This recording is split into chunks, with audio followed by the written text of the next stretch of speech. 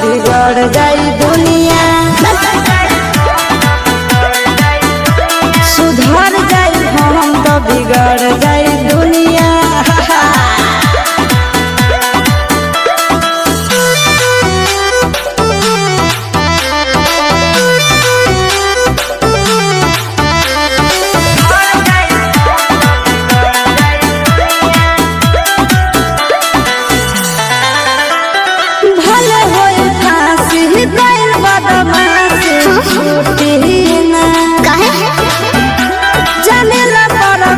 जानू हमारो घमंड कब टूटी ना का बुझल सुना जान पूरे से समझावतनी हो अपन दिलवा के बतिया बतावतनी हो हाले 5 मिनट लगे नहीं झड़ लगी दुनिया ए दुनिया सुधर जाई हम तो बिगड़ जाई दुनिया मान जा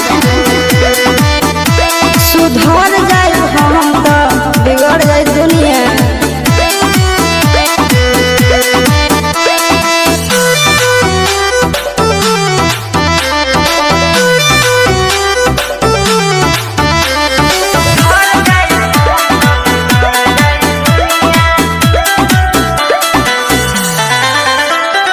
यार खतियारी सुनाए प्यारी चलत रही अच्छा हमरा से भी हिला से पर गिरी हाथ मलत रही ठीक लिखे कोरे दवा मेड़ के हो के परेशान छप जाए खबर खबर में जान आनंद कर कैसे तोड़ दिलो दुनिया ए दुनिया सुधर जाई हम तो बिगड़ जाई दुनिया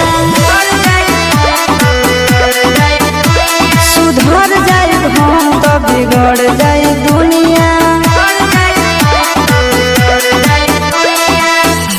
बाबू हम सुधरे वाला नहीं छी।